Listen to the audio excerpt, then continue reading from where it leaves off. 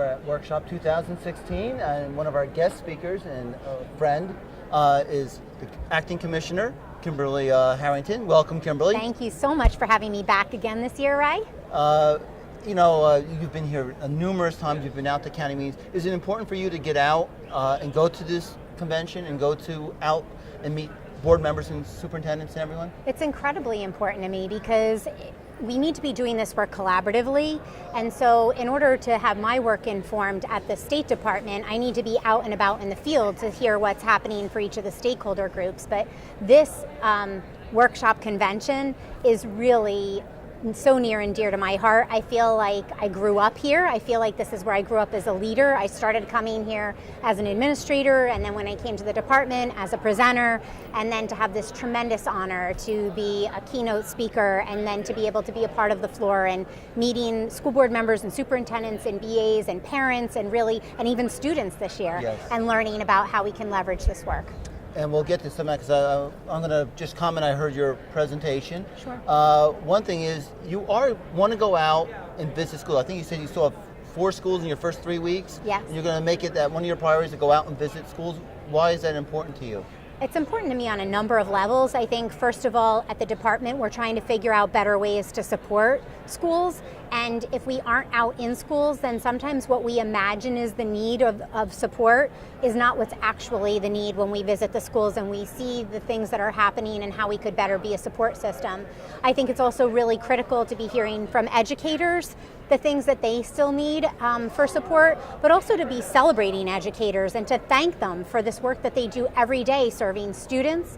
And then I think lastly, and probably most importantly for me, is to have conversations with students and to actually hear their voices about how they like to learn, what they like to learn, how do they remember things, what's meaningful to them, to really bring them to the forefront of the conversation. I'm going to follow up on that because you and I were just talking to some students who presented an idea that we both, I think, were blown away with, to say the least.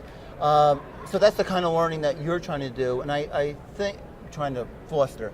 But I think the other thing that you said is when we look at standards, when we look at assessment, when we look at curriculum, the adults really should be focusing on the kids, on the students' needs. Is that one of your philosophies? It absolutely is, because I think, we're always talking about initiatives and reform in education, and much of that conversation, and to me, I've been in education for almost 25 years now, but I feel more so than ever now, much of that conversation is about adults and how hard it is for adults and what it means for adults and how adults need to do this or that, which is all true.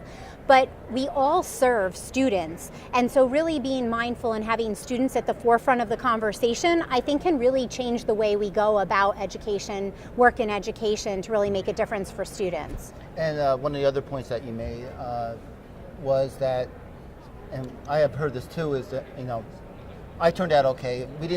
We had 35 kids in the class and I was okay. But students are different. They have more resources, and we have to infuse technology or use technology better. Can you elaborate on that? Yeah, I think, it's hard for us because, again, as adults, we go through our own experiences, our own life experiences, and we think about, well, I learned it this way and that worked for me.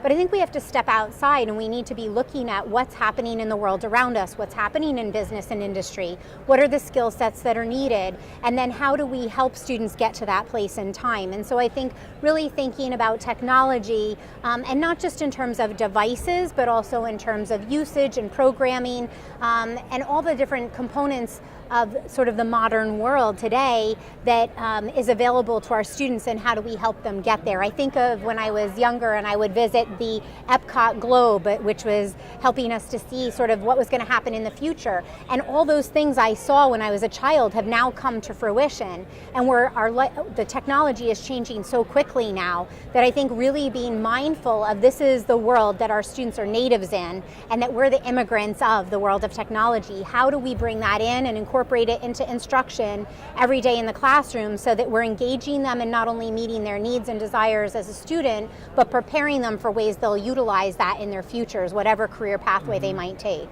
And I think, I'll end on this final question is, you want to look at the whole student, and you talked about the career path, and you just ended on that. That's what, that we have to make them career ready. And when we were talking to those students, I saw career ready in terms of collaborative thinking skills, critical thinking skills, communication skills. Is that something that we should be pushing more? Absolutely. And when we spoke to those students, they talked about how they were able to figure out what is a problem they want to take on, and then how are they going to take on that problem.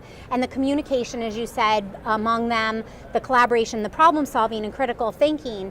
But again, just thinking about that career ready focus and how you bring together the skill sets needed, but also give students an opportunity to interact with them, because I talk about how we get content focused and we forget to provide context. And so when they can gather the skill sets and do the learning in a way that helps them have context for the content, we also help them to find their passion. And we know that we're going to, as adults, spend a lot of years working. And so it's not important just to have skill sets that make us successful, but to have a passion that allows us to be excited about what we do and to have it feel like it has real meaning to what we're doing, which is that voice of the heart. Okay, Commissioner, good luck in the future. And I can tell that there's still that teacher in you when you talk about education. I hope always. Thank you, Ray. That brings us to the end of this interview with the Acting Commissioner of Education, Kimberley Harrington.